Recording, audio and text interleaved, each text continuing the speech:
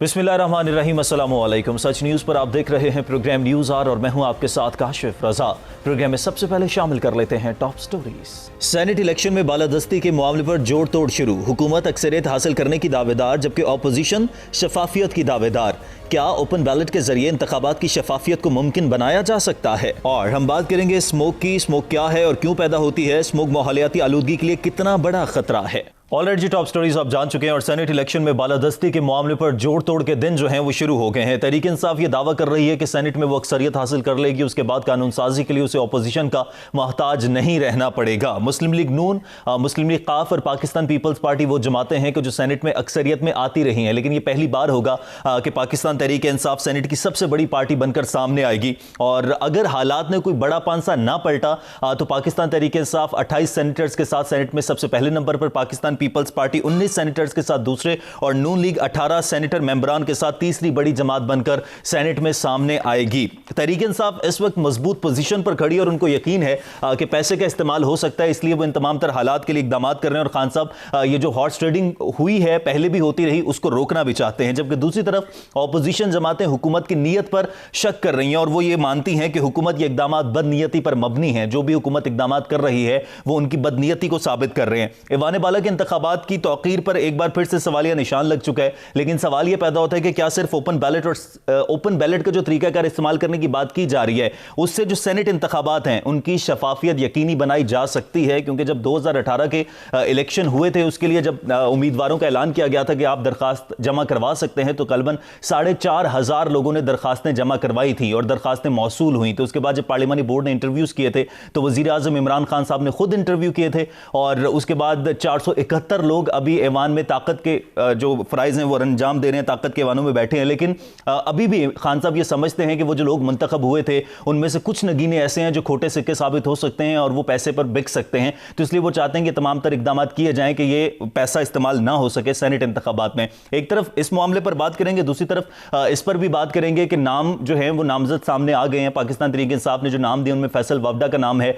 कुछ नामों पर तशवीश का इजहार भी किया जा रहा है, कुछ नामों पर ताज्जुब का इजहार भी किया जा रहा है। तो इस पर भी थोड़ी बात करेंगे। दूसरी तरफ ऑपोजिशन के हवाले से भी बात होगी, लेकिन पहले हुकूमत के हवाले से थोड़ा बात कर लेते हैं। सेनेट इंतखाबात के हवाले से बाबर डोगर साहब सीनियर तज्ज़कार हैं, मुझे प्रोग्राम में वीडियो लिंक पर ज्वाइन कर चुके हैं। डोगर साहब बहुत शुक्रिया आपके वक्त का। डोगर साहब, सबसे पहले तो ओपन बैलेटिंग का मामला काफी देर से जेर बहस है, तो आपसे जरा जानना चाहूंगा क्या ओपन बैलेट के जरिए इंतखाबात की जो शफाफियत है उसको यकीनी बनाया जा सकता है?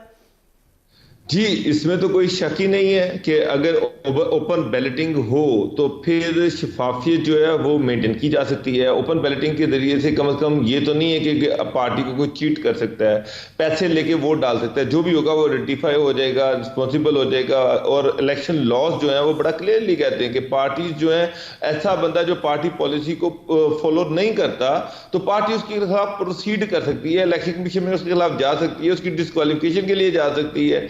अगर ओपन बैलेटिंग होती है तो मेरा ख्याल है कि ये जो वोटों की खरीदो फरोख्त है, ये जो वोटर्स की बकरा मंडी लगी हुई है, ये नहीं लगेगी, ये रुक जाएगी। तो होना तो यही चाहिए कि जो ये इस तरह के जो इलेक्शन है वो ओपन बैलेटिंग के जरिए से होने चाहिए, ताकि ये जो खरीदो फरोख्त के इल्जाम हैं या ये सारी चीजें हैं ये खत्म हो जाए। ये वंस फॉर ऑल इनको खत्म होना चाहिए। ये हर साल जब सेनेट के इलेक्शन आते हैं तो ये बकरा मंडी खुल जाती है।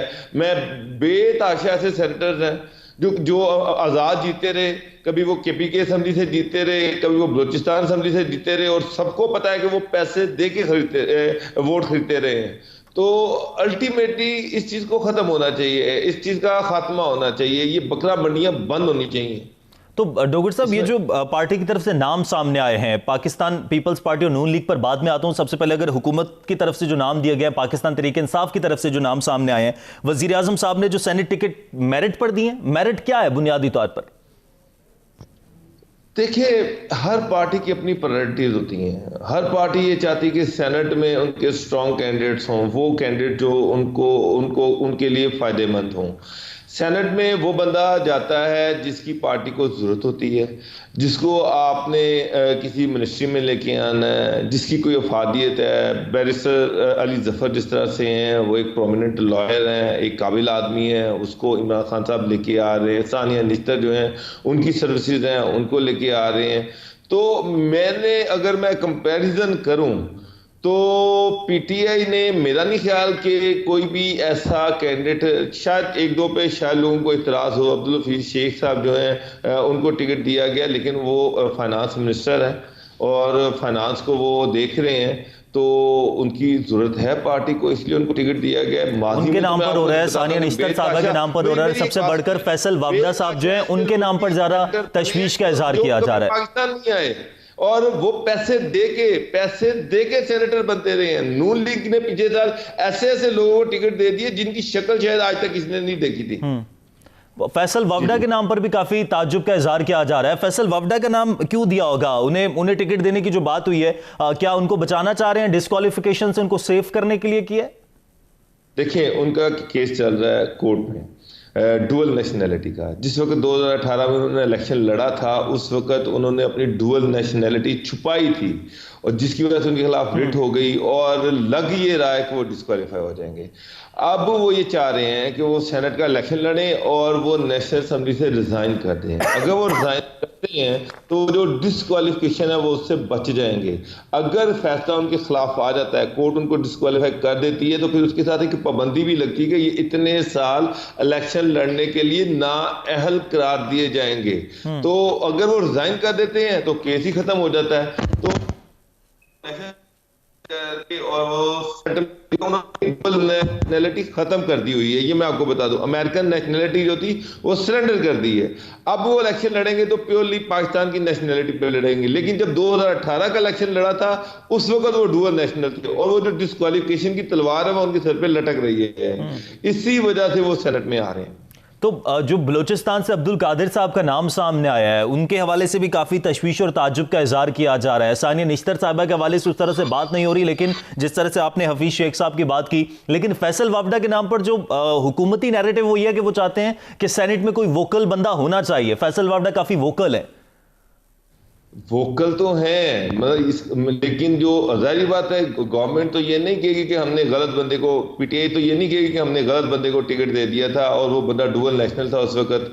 वो उनका कोर्ट में केस तो खराब नहीं करेगी, लेकिन हर एक को ये पता है कि फैसल वाडा जो थे वो उनकी डुअल नेशनैलिटी थी, वो अमेरिकन नेशनल थे जिस वक्त उन्होंने 2018 का इलेक्शन लड़ा। और अब कोर्ट में केस है, बड़ी स्ट्रॉन्ग एविडेंसेस हैं, लग ये रहा है कि वो डिस्क्वालीफाई हो जाएंगे। तो उनकी डिस्क्वालिफिकेशन को बचाने के लिए उनको जो है वो सेनेट में लाया जा रहा है। अदरवाइज मुझे एक बात बताएं, नेशनल असेंबली की सीट वो छोड़ रहे हैं। कराची में इस हालात में नेशनल असेंबली की सीट छोड़ना कोई इतना आसान काम नहीं है। वहां पर पीटीआई ये सीट जीत पाएगी या नहीं जीत पाएगी, एक बहुत बड़ा सवालिया निशान है। सिंध में एक पार्टी की गवर्नमेंट है, कराची में एमक्यूएम भी है। बड़ा, अगर वो ये सीट छोड़ते हैं तो उनको उसको दोबारा विन करना बड़ा मुश्किल हो जाएगा, कौमी असेंबली की ये सीट जो है। तो इतना बड़ा रिस्क क्यों लेगी पीटीआई? अब पीटीआई को क्लियरली नजर आ रहा है कि फैसल वाडा डिस्क्वालीफाई तो होना ही होना है, तो फिर बेहतर है उनको सेनेट में अकोमोडेट कर लिया जाए। तो मतलब मेरिट पर है ये नाम या मेरिट पर फिर नहीं है? देखिए, मेरिट पार्टी अगर उनको सेनेट का टिकट दे रही है तो इसका मतलब ये है कि वो उनकी सर्विसेज है पार्टी के लिए। सिंध में इमरान खान के वो बड़े स्ट्रॉन्ग किस्म के साथी हैं, इमरान खान के साथ वो खड़े रहे, अभी भी वो पार्टी के लिए बड़े वोकल हैं। आप देखिए, पार्टी के लिए बड़ा बोलते हैं, पार्टी के एक वर्कर हैं, नजरियाती वर्कर हैं। तो इसी वजह से उनको अकोमोडेट किया जा रहा है, आउट ऑफ द वे जाके अकोमोडेट किया जा रहा है। ये नहीं है कि वो कोई पैरा ट्रूपर है, कोई ऊपर से गिरे हैं जिनको कोई बंदा जानता ही नहीं है, जिनका नाम नहीं जानता, जिनकी कोई सर्विसेज नहीं है, और ऐसे बंदे को टिकट दिया जा रहा है, बल्कि एक वर्कर को टिकट दिया जा रहा है। तो मेरा ख्याल है कि फैसल वाडा पे तो कोई इतना खास शोर नहीं है। हाँ, जो बलोच साहब हैं उनके बारे में, वो एक बड़े बिजनेसमैन हैं, पीटीआई से उनका कोई ताल्लुक नहीं है। अब्दुल कादिर साहब जो है, सॉरी, बलोचिस्तान से जो हैं, उनके बारे में ये कहा जा रहा है कि शायद वो पैसे दे के उन्होंने टिकट खरीदा है। उनका पीटीआई से कोई नजरियाती वाबस्तगी नहीं है। इसी वजह से काफी रिजर्वेशंस उनके हवाले से आ रही हैं। तो डॉक्टर साहब, हॉर्स ट्रेडिंग वीडियो स्कैंडल का जो मामला है उसकी तहकीकात के लिए कमेटी कायम कर दी गई है। वो अपोजिशन भी ये बात कर रही है, और जब से ये मामला सामने आया है, वीडियो सामने आई है, और खासतौर पर जब तहकीकाती कमेटी बनाई है उसके बाद से ये बहस गर्दिश कर रही है कि जी खुद ही पैसे देने वाले थे, खुद ही पैसे लेने वाले थे, वीडियो भी बनाने वाले थे, और तहकीकाती कमेटी में भी अपने ही लोग शामिल हैं, जुडिशियल कमीशन बना देना चाहिए था। ये अलग बहस है, लेकिन ये जो कमेटी बनाई गई है, आप क्या समझते हैं इसका कुछ आउटकम निकलेगा? आज से पहले जितनी भी कमेटियां बनी हैं उनके क्या रिजल्ट्स मिले हैं, क्या आउटकम्स मिले हैं, तो इसका जो आउटकम मिलेगा मैं नहीं, इसका आउटकम क्या निकलना है? कमेटी के पास क्या अख्तियार है? कमेटी ज्यादा से ज्यादा ये आइडेंटिफाई कर देगी जी करप्शन हुई है, वो अपनी रिकमेंडेशन दे देगी, इससे आगे क्या होना है? एग्जैक्टली उनके खिलाफ क्या कार्रवाई अमल में लाई जाएगी? ये कौन सा नैब को केस रेफर किया गया है, या ये कौन सा FIA को केस रेफर किया गया है? कमेटी की क्या रिकमेंडेशन होंगी? वो जो बंदे जिन्होंने पैसे लिए हैं, अब ये जो अपोजिशन में हैरान वो ये कह रही कि जी PTI के लोगों ने पैसे दिए, PTI के लोगों ने पैसे लिए। मेरा सवाल ये है कि 2 सीटें इजाफी तो वहां से पीपल पार्टी ने जीती थी 2018 के सेनेट के इलेक्शन में, तो फिर और PTI की वहां पे गवर्नमेंट थी, PTI की अक्सरियत थी, PTI को क्या जरूरत थी वो पैसे देती फिरती या बांटती फिरती? ऑफ कोर्स जिन्होंने इजाफी सीटें जीती उन्हीं ने पैसे दिए हैं, उन्हीं ने पैसे बांटे हैं, और ये जो तस्वीर सामने आई है उसमें पीपल पार्टी के बंदे भी उसमें बैठे हुए हैं। तो ये तो बड़ी क्लियर है कि ये जो सारा कुछ हुआ है इसमें पीपल पार्टी जो थी वो इन्वॉल्व थी, एंगेज थी। ठीक है, बहुत शुक्रिया। बाबर डोगर साहब हमारे साथ मौजूद थे और तमाम तर सूरत हाल पर बात कर रहे थे कि मेरिट पर टिकट दिए गए हैं या नहीं दिए गए, ये अलग बहस है, लेकिन फैसल वावडा पाकिस्तान तहरीक इंसाफ के हक में बेहतर हैं और पार्टी अपनी आइडियोलॉजी के हिसाब से मेरिट बनाती है। और खासतौर पर बलूचिस्तान से जो उम्मीदवार अब्दुल कादिर, उनके हवाले से कहा जा रहा है कि वो नजरियाती कारकुन नहीं है, तो उन पर तहफ़्फ़ुज़ात हैं बहुत सारे लोगों को। ब्रेक लेते हैं, ब्रेक के बाद वापस आएंगे। वापस आने के बाद कुछ तहकीकाती कमेटियों के हवाले से तो बात करेंगे, लेकिन अपोजिशन के हवाले से बात करेंगे कि मुश्तरका उम्मीदवार लाने की बात हो रही है, साथ ही साथ बल्दियाती इंतखाबात की भी एक नई बहस शुरू हो गई है, इस पर भी बात करेंगे, और PDM के मुस्तकबिल के हवाले से बात करेंगे। एक ब्रेक के बाद देखते रहिए न्यूज़ आर।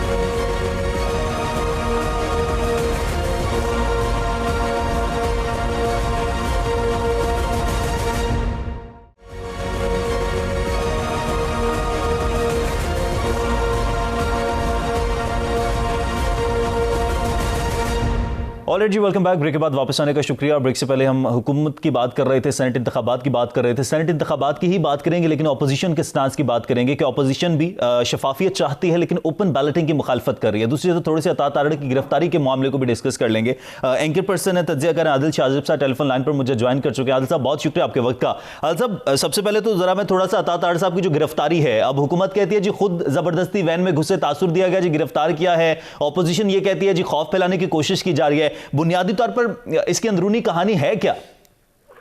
देखिए, बात यह है कि ओवरऑल हमारी जो पॉलिटिक्स है, जो सियासत है, उसमें सिचुएशन इतनी बढ़ चुकी है कि एक वर्जन आप सुनेंगे तो उसको सही जानेंगे, दूसरा वर्जन आप सुनेंगे तो उसको सही जानेंगे, लेकिन जब बंदा खुद अपनी इन्वेस्टिगेशन करता है तो उसमें हुकूमत तो डेफिनेटली ऐसी गवर्नमेंट है कि जिसने कभी पाकिस्तान की तारीख में ऐसी हुकूमत नहीं आई कि ओपोजिशन को इतने आड़े हाथों लिया हो, बिल्कुल दीवार से लगा दिया हो। दूसरी जानिब अगर आप ओपोजिशन को देखें तो जो असल सियासत है, जो असल अवामी मसाइल हैं, उन पर बात करने की बजाय पॉलिटिकल पॉइंट स्कोरिंग होती है। अब अता तारड़ साहब को उन्होंने अगर बिठा भी दिया पुलिस वैन में और उन्हें अरेस्ट कर भी लिया तो वो इतना बड़ा इशू नहीं बनाना चाहिए था उसे। लेकिन ऑन द अदर साइड जो मुस्लिम लीग नून कह रही है कि हमारे जो ज़िमनी इंतखाबात है उसमें हर्डल्स डालने की कोशिश की जा रही है और बार बार जो है ऐसे हथकंडे इस्तेमाल किए जा रहे हैं कि जो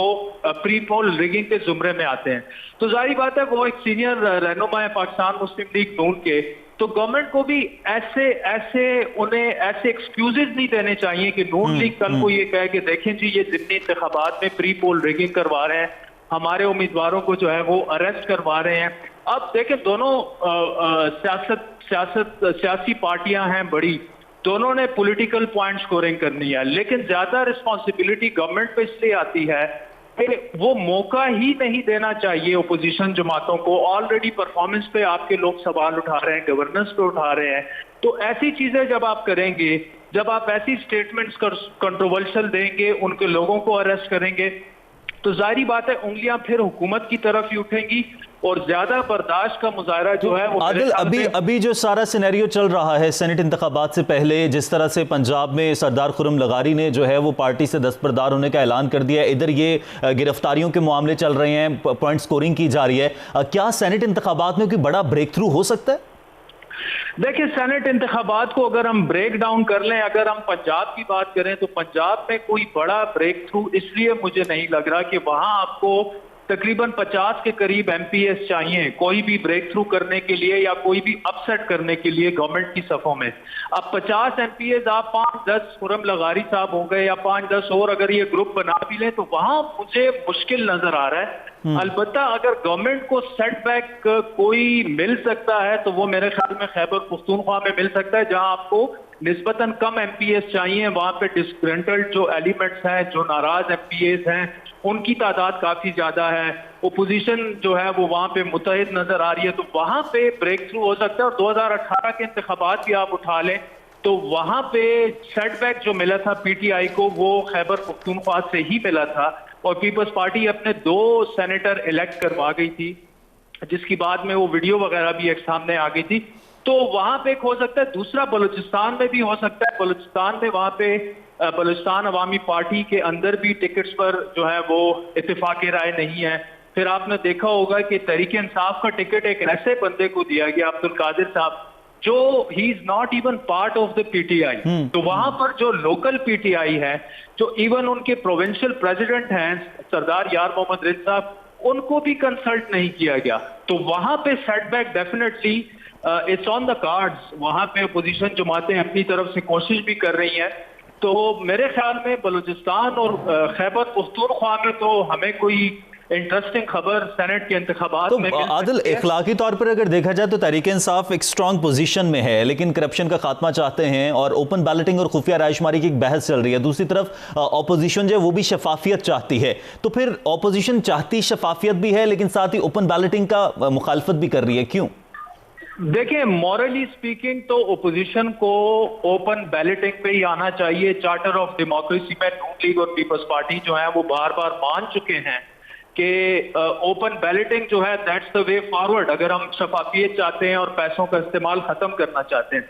लेकिन अनफॉर्चुनेटली, जिस तरह मैंने पहले आपसे कहा, पॉलिटिकल गेम्स हैं, पॉलिटिकल पॉइंट स्कोरिंग है, और इस वक्त ओपोजिशन समझ रही है और वो मेरे ख्याल में दुरुस्त समझ रही है कि पाकिस्तान तहरीक इंसाफ को अगर कोई सेटबैक मिल सकता है तो वो खुफिया रायशुमारी में ही मिल सकता है, क्योंकि एक तो केपी में लोग नाराज हैं, एमपीएस इनके यहाँ नेशनल असेंबली में 10 से 15 एमएनएज ऐसे हैं जो ये सोच रहे हैं कि हम अगला इलेक्शन जो है वो पीटीआई के टिकट से ना लड़ें, वो नाराज हैं। इसी तरह बलूचिस्तान में भी जिस तरह मैंने आपको कहा कि वहां तो बात हो रही है 70-75 करोड़ में एक टिकट बिका है एलिजिडली पाकिस्तान तहरीक इंसाफ का।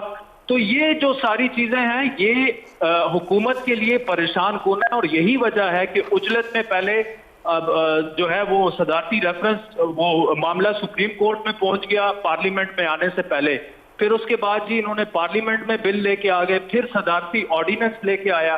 तो ये जो 2-3 चीजों को स्टेप्स को आपने देखे तो हुकूमत जो है वो उजलत में उन्होंने ये सारे फैसले किए, बिकॉज दे नो कि जी अगर हमें सेटबैक होगा तो वो खुफिया बैलेटिंग में होगा, और इसी चीज को अपोजिशन एक्सप्लॉइट करना चाहती है, इसीलिए अपोजिशन फिलहाल जो है वो सीक्रेट बैलेटिंग पे नहीं जाएगी। अच्छा आदिल, आखिर में ये भी आपसे जानना चाहूंगा, बल्दियाती इंतखाबात एक भरपूर निजाम के लिए जरूरी होती हैं, लेकिन इनका इनेकाद इस कदर मुश्किल क्यों हुआ है पाकिस्तान में? देखिए, पाकिस्तान तहरीक इंसाफ का शुरू दिन से एक मोटिव ये रहा है, हुकूमत में आने से पहले से इमरान खान खुद बहुत बड़े एडवोकेट हैं बलदियाती लोकल बॉडीज के और निचली सतह पर इख्तियारात की मुंतकली के। लेकिन अनफॉर्चुनेटली जब से उनकी गवर्नमेंट आई है, पहले तो उन्होंने पंजाब में सारे बलदियाती जो जितनी भी हुकूमतें थी उनको खत्म कर दिया। केपी में पिछले 8 सालों से उनकी हुकूमत है, केपी में बलदियाती इदारे खत्म है, वहां पे नहीं है। तो जब खुद ये गवर्नमेंट में आ जाते हैं तो ये अब इख्तियारात अपने पास रखना चाह रहे हैं, निचली सतह पर मुंतकिल नहीं करना चाह रहे। सबसे बड़ा और अहम हिंड्रेंस या दुश्वारी जो है वो तो यही है कि जो भी सूबाई जिसकी भी विफाक और सूबों में हुकूमतें आती हैं वो नहीं चाहते कि जो पावर है वो नीचे मुंतकिल हो और लोकल बॉडीज में जाए, और यही चीज तहरीक इंसाफ ने भी दोहराई है, जो बहुत से लोगों के लिए मेरे ख्याल में कि मायूसी का बायस भी है कि एक ऐसी जमात जिसको स्टेटस को तोड़ने के लिए लोगों ने वोट दिए थे, जिसको अपनी जो मंशूर था उस पर अमल करने के लिए वोट दिए थे, आप उनका 90 डे प्लान जो था इलेक्शन से पहले अनाउंस हुआ था कि 90 दिन में हम ये करेंगे, उसमें पावर डिवैल्यूएशन की उन्होंने बात की। अब 90 डेज तो आप छोड़े, अब तो तकरीबन 2.5-3 साल उनकी गवर्नमेंट को हो गए हैं और अभी भी जो बलदियाती इंतखाबात की बात हो रही है, ये तहरीक इंसाफ की हुकूमत नहीं कर रही। ये चूंकि कोर्ट में मुकदमा चला गया है, अब आइन की बातें शुरू हो गई हैं कि आइनी तौर पर ये दुरुस्त नहीं है कि आप बलदियाती इदारों को बिल्कुल ऑलमोस्ट खत्म कर दें, रिडंडेंट कर दें। उसकी वजह से ये आप और मैं भी बात कर रहे हैं और उसकी वजह से अब हुकूमत भी इस प्रेशर में है, क्योंकि वहां पे सुप्रीम कोर्ट जो है वो डेडलाइंस उन्होंने सेट कर दी है कि आप पंजाब में भी इंतखाबात करवाएं, सिंध में भी करवाएं और केपी में भी करवाएं। तो बलदियाती इंतखाबात जो है वो मेरे ख्याल में तहरीक इंसाफ की परफॉर्मेंस और गवर्नेंस पर तो वैसे ही हम सवाल उठाते रहते हैं, लेकिन जो इख्तियारात की मुंतकिली है, सबसे ज्यादा जो अगर पीटीआई ने किसी चीज पे मायूस किया है वो इस पे किया है कि निचली सतह पर जिसके वो बहुत बड़े दाई थे, एडवोकेट थे, वो नहीं कर सके। क्योंकि अगर आप देखें कि इमरान खान साहब जनरल परवेज मुशर्रफ की तो आदिल साहब क्यों मुमकिन नहीं हो सका? चारों सूबों में बर वक्त बल्दियाती इंतखाबात का इनेकाद मुमकिन हो सकेगा। जमहूरी निज़ाम में तो इख्तियार जब तक निचली सतह तक मुंतकिल नहीं होंगे तब तक तो बेहतर निज़ाम चल ही नहीं सकता। देखिए, उसकी सबसे बड़ी वजह जिस तरह मैंने कहा कि खुद वफाकी और सूबाई हुकूमतें हैं, क्योंकि अगर वो नीचे इख्तियारात मुंतकिल कर दें, फंड नीचे चैनल होना शुरू हो जाएं, तो ऊपर तो फिर कुछ भी नहीं रह जाता है। और इनका तो देखें, मेंबर नेशनल असेंबली का काम जो है ना, वो कानून बनाना है, उस पर अमल करवाना है, बिल्स लेके आने हैं, नई नई चीजें इंट्रोड्यूस करवानी है। ये सड़कें बन गई, गलियां बन गई, पानी दे दिया, बिजली गैस के मामला, ये तो सारे लोकल बॉडीज के हैं।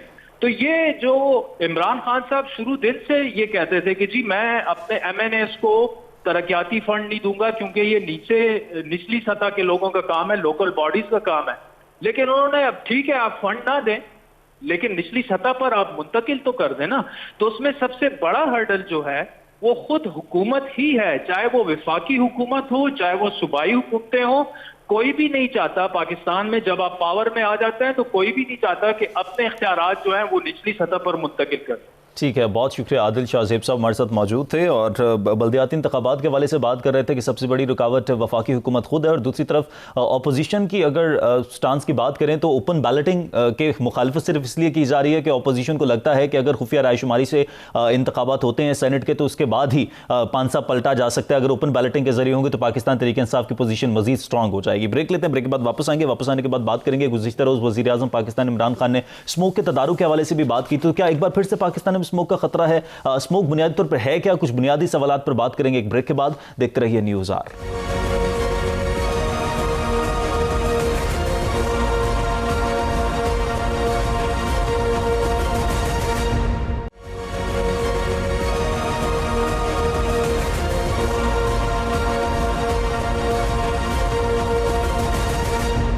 Alright ji, welcome back. Break के बाद वापस आने का शुक्रिया। और पूरी दुनिया इस वक्त कोविड का सामना कर रही है और कोविड के बाद कुछ ऐसे मामलात थे जो निगलेक्ट हो गए या जिनको अवॉइड कर दिया गया। पाकिस्तान में खान साहब ने गुज़िश्ता रोज़ भी तकरीर से खिताब किया और एक बार फिर से स्मोक का उन्होंने तस्करा किया कि स्मोक के खात्मे के लिए शजरकारी का आगाज़ करेंगे। जितने ज़्यादा दरख्त होंगे उससे स्मोक का खात्मा हो सकेगा। हर साल पाकिस्तान को स्मोक का सामना करना पड़ता है। जब भी आलूदगी में इजाफा होता है तो जो आलूदा फ़ज़ा होती है वो ऊपर जाने के बजाय बल्कि टेम्परेचर में हवा में कहीं मुअल्लिक़ हो जाती है, जिसकी वजह से स्मोक आ जाती है। लेकिन बेहतर तरीके से इसकी क्या डेफिनेशन, ये हमारे साथ जो मेहमान होंगे उन्हीं से जानेंगे। लेकिन पाकिस्तान में स्मोक की क्या सूरत हाल है? स्मोक पर काबू किस तरह से पाया जा सकता है? जिस तरह से ट्रैफिक बहुत ज्यादा बढ़ गई है पाकिस्तान में, और पाकिस्तान का शुमार किन ममालिक में हो रहा है, जो आलमी सतह पर जितनी भी दर्जेबंदी होती है स्मोक के हवाले से पाकिस्तान कहां पर वेरी कर रहा है, एक तो हम इस पर बात करेंगे और खास तौर पर एक आम आदमी की समझ के लिए हम बात करेंगे कि बुनियादी तौर पर स्मोक है क्या, इसके असरात होते क्या हैं, ये किस तरह से इंसानी जिंदगी के लिए खतरा साबित हो सकती है, इसके तदारुक के लिए क्या करने की जरूरत है, इनफरादी तौर पर हम क्या कर सकते हैं, हुकूमती सतह पर क्या इकदाम करने की जरूरत है, कौन से ऐसे इदारे होते हैं जो स्मोक को कंट्रोल करने के हवाले से तमाम तरह इकदाम करते हैं। ये कुछ बुनियादी से सवाल हैं जिन पर आज के इस सेगमेंट में हम बात करेंगे। माहिर मौसमियात डॉक्टर इजाज साहब मुझे प्रोग्राम में ज्वाइन कर चुके हैं। डॉक्टर साहब बहुत शुक्रिया आपके वक्त का। डॉक्टर साहब सबसे पहले तो बड़ा बुनियादी से सवाल आपसे जानना चाहूंगा हमारे नाजरीन के लिए भी कि स्मोक बुनियादी तौर पर है क्या? क्या हम फॉग को ही स्मोक में कंसीडर कर सकते हैं या स्मोक और फॉग में डिफरेंस, और स्मोक होती क्या है? जी बहुत बहुत मेहरबानी। बुनियादी तौर पर अगर हम देखें तो फॉग और जो स्मॉग है उसमें काफ़ी फ़र्क होता है। जब फॉग में स्मोक शामिल हो जाती है तो वो जो है अल्टीमेटली स्मॉग बन जाती है। और इसमें जब आलूदगी जब ज़्यादा हो, धुआं ज़्यादा हो, एयर पोल्यूशन ज़्यादा हो, तो उस वक़्त ये जो फिनोमेना है वो ज़्यादा हो जाता है। ख़ास तौर पर ये सर्दियों में इसलिए ज़्यादा होता है कि जो फॉग है, जो कंडेंसेशन का प्रोसेस है, टेम्परेचर की वेरिएशन की वजह से दिन और रात का जो टेम्परेचर का वेरिएशन होती है, उसकी वजह से स्मोक भी उसमें शामिल जब हो जाती है तो वो एक स्मॉग का जो है वो ज़रिया बनती है। तो जब गर्मियां आती हैं तो गर्मी में फॉग तो नहीं होती, लेकिन स्मोक की वजह क्या है? क्या जो फ़ज़ा में आलूदगी होती है वो हवा में मुअल्लिक़ हो जाती है जब टेम्परेचर बढ़ता है, उस वजह से ये होती है? और अगर उस वजह से होती है तो फिर गर्मी में फॉग तो नहीं होती, तो उसका मतलब है कि वो जो ज़राअत हैं वो तो मौजूद होते हैं हवा में। जी जी जी जी बिल्कुल, आपकी बात बिल्कुल दुरुस्त है कि गर्मियों में डिस्पर्शन एक तो हो जाती है, और जो हवा में जो मुअल्लक़ होते हैं वो ज़रात जो हैं वो वहाँ पे वो ही रहते हैं, लेकिन वो चूँकि सर्दियों में कंडेंसेशन का प्रोसेस होता है, थिक एयर जो है वो नीचे बैठ जाती है, क्योंकि जो हवा जो ठंडी होती है वो फिर नीचे बैठना शुरू करती है और फिर ज़रात भी उसके साथ साथ जो है वो शामिल हो जाते हैं, जिसकी वजह से ये हमारे जो ज़मीन तक वो पहुंच जाती है। जबकि गर्मियों में चूँकि ये डिस्पर्शन होती है, वो लाइट एयर होती है, तो उसकी वजह से वो नीचे नहीं रहते, वो फ़ज़ा में ही मुअल्लक़ रहते हैं। और अगर गर्मियों में ये प्रोसेस जो है इस तरह भी नज़र आता है कि ख़ास तौर पर जब लाहौर वगैरह में हम देखें कि जब बारिश होती है तो उसके जो पहले शुरू के जो बारिश के कतरात हैं वो भी स्याह रंग के होते हैं, क्योंकि वो सारी की जो पोल्यूशन होती है जो हवा में शामिल होती है वो नीचे आके जब गिरते हैं तो वो काले रंग के कतरे जो हैं वो शुरू के 3-4 मिनट वो गिरते हैं। तो डॉक्टर साहब, अभी जिस तरह से गुज़िश्ता रोज़ वज़ीर-ए-आज़म पाकिस्तान इमरान खान साहब ने एक बार फिर से स्मोक का तज़किरा किया, तो क्या अभी जो इस वक्त पाकिस्तान में मौसम चल रहा है, अगर हम इस्लामाबाद की बात करें तो यहाँ पर उतनी धुंध नहीं है, लेकिन मैदानी इलाकों में काफ़ी धुंध है, तो क्या अभी भी स्मोक मौजूद है? खान साहब ने भी इसका जिक्र किया, और इसके क्या ख़तरात हो सकते हैं, ये क्या असरात हो सकते हैं? जी, इसमें जो स्मोक का बिल्कुल ख़तरा अभी भी मौजूद है, और जो ख़तरात हैं जहाँ तक ताल्लुक़ है इसका, ये इंसानी सेहत के लिए बहुत ही मुज़िर है, क्योंकि ये छोटे पार्टिकल्स होते हैं और इसमें जो पोल्यूशन का लेवल बहुत हाई होता है, और जो इंसान सांस लेता है उसका जो लंग्स हैं ख़ास तौर पर वो बहुत ज़्यादा उससे इफ़ेक्ट होते हैं। उसके अलावा स्किन के जो इश्यूज़ हैं वो भी बढ़ते हैं इसकी वजह से। और ये सारे के सारे ऐसे ज़रात हैं जिसमें कार्बन के, सल्फ़र के कंपोनेंट्स जो हैं वो काफ़ी ज़्यादा होते हैं, जो कि सेहत के लिए वो काफ़ी ख़तरनाक साबित हो सकते हैं। तो डॉक्टर साहब, ये एक माहौलियाती तब्दीली है, क्या सिर्फ पाकिस्तान ही इस तब्दीली से सफ़र कर रहा है या दीगर ममालिक में भी है? पाकिस्तान दर्जा बंदी में कितने नंबर पर है? पाकिस्तान में क्या सबसे ज़्यादा असरात हैं इसके?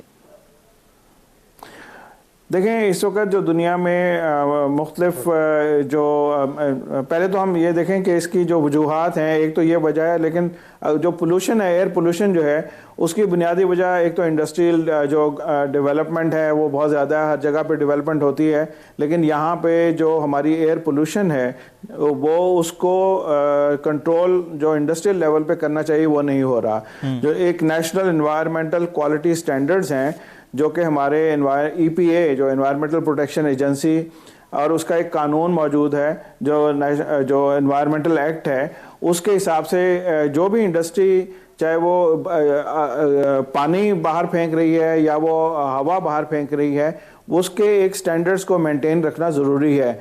और जो कि नेशनल एनवायरमेंटल क्वालिटी स्टैंडर्ड्स जो कहलाते हैं, अगर वो फुलफिल नहीं करते आप, तो आप जो है वो पोल्यूटेड एयर या पोल्यूटेड पानी जो है वो बाहर फेंक रहे हैं।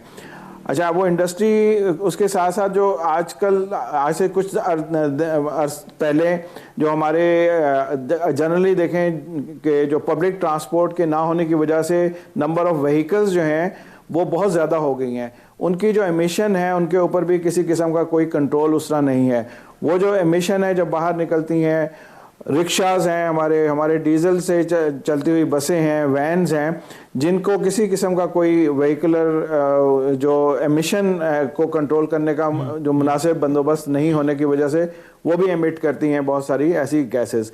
तो ये जब गैसेस जो हैं जब ये एमिट होती हैं तो वो एक बहुत बड़ा जो है सोर्स बन जाता है।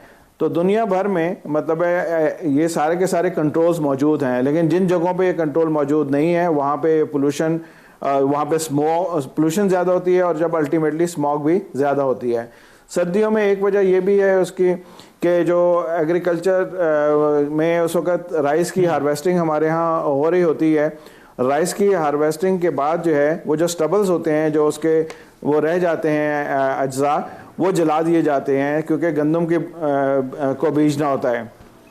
तो उसकी वजह से भी जो धुआं है वो बहुत ज़्यादा तादाद में उस इलाके में वो जो है फिर वो रहता है और अल्टीमेटली ये जो स्मॉग का बायस जो है वो बन जाता है। डॉक्टर साहब, 3-4 फैक्टर ये हैं। कौन कौन सी बीमारियां इससे हो सकती हैं? चेस्ट इन्फेक्शन के हवाले से कहा जाता है कि इससे चेस्ट इन्फेक्शन हो सकता है, ये कितनी खतरनाक है? जी देखिए, लंग्स जो है वो बुरी तरह डैमेज हो सकते हैं क्योंकि सांस अगर आप ले रहे हैं तो आप वो अल्टीमेटली लंग्स जो है, चेस्ट इन्फेक्शन है, स्किन डिजीज़ हैं, इवन जो है वो कार्डियो के जो इश्यूज़ हैं वो भी बढ़ सकते हैं। और ये ख़तरनाक इस लिहाज से भी है कि बहुत सी अमवात जो हैं वो होती रही हैं, जो हर साल ही जो है हम देखते हैं कि इसकी वजह से लोग मरते हैं।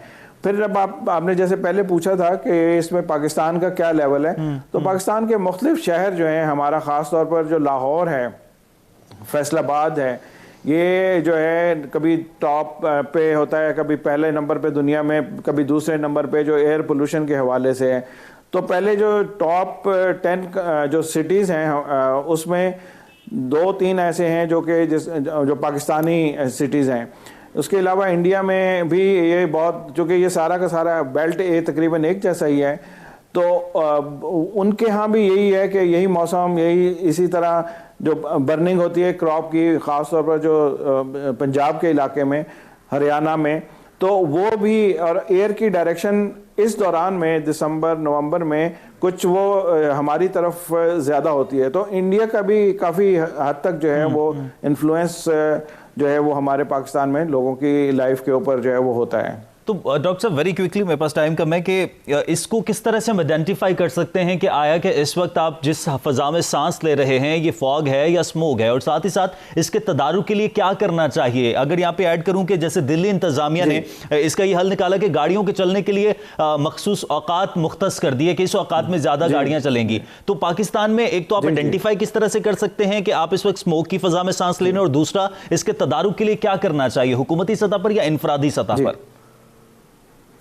जी, एक तो पता इस तरह चल जाता है कि अगर आप फॉग में आप जब सांस लेते हैं वो बड़ी प्लेजेंट आपको फीलिंग होती है, और जब आप स्मॉग में ब्रीथ करते हैं, इचिंग शुरू हो जाती है, आंखें बर्निंग शुरू हो जाती है, आपकी जो सांस जब आप ले रहे हैं आपको खुद जो है उसकी स्मेल जो है वो इस तरह की महसूस होती है कि जो कि आपके लिए जो है ना वो मुश्किल उसको ब्रीथ करना वो होता है। तो जहाँ तक ताल्लुक़ है इस बात का कि जी इसको कैसे मैनेज किया जाए, तो एक तो जो है जो नेशनल एनवायरमेंटल क्वालिटी स्टैंडर्ड्स हैं, जो आपके बहुत सी इंडस्ट्रीज़ हैं उनके लिए, वो उनके ऊपर बहुत सख्ती से अमल होना चाहिए। व्हीकुलर एमिशन के हवाले से जो ट्यूनिंग अगर सही तरीके से की जाए, अगर सही तरीके से इसको मैनेज किया जाए, इसी तरह ब्रेक केल्स जो हैं हमारे जो भट्टे कहलाते हैं, उनको जो जिगजैग टेक्नोलॉजी पे अगर कन्वर्ट कर दिया जाए तो उससे बहुत सारा धुआं जो है वो भी कम हो सकता है। फिर बर्निंग, जो जहाँ तक क्रॉप की बर्निंग है उसको भी मैनेज किया जा सकता है बाय डिफरेंट मैकेनिकल मेथड्स, जो कि जो बहुत आसानी से दस्तयाब हैं। गवर्नमेंट ने अभी इलेक्ट्रॉनिक व्हीकल्स को इंट्रोड्यूस कराया है, वो भी एक अच्छा कदम है इस हवाले से। तो ये मल्टीपल एक्शंस लेने की ज़रूरत है, किसी एक चीज़ से काम शायद बेहतर ना हो सके। मल्टीपल एक्शंस लेने की ज़रूरत है। बहुत शुक्रिया डॉक्टर इजाज़, माहिर मौसमियात हमारे साथ मौजूद थे। स्मोक के हवाले से तफसील से बात कर रहे थे कि फ़ज़ाई आलूदगी की वजह से स्मोक में इजाफा होता है। फ़ज़ाई आलूदगी को कम करने की ज़रूरत है। फ़ज़ाई आलूदगी कम होगी तो पाकिस्तान की फ़ज़ा जो है वो साफ़ होगी, जिसकी वजह से बीमारियाँ भी कम फैलेंगी और इंसानी जान के लिए भी स्मोक ख़तरनाक साबित हो सकती है। आज के प्रोग्राम से इजाज़त दीजिए, अल्लाह ने के बाद।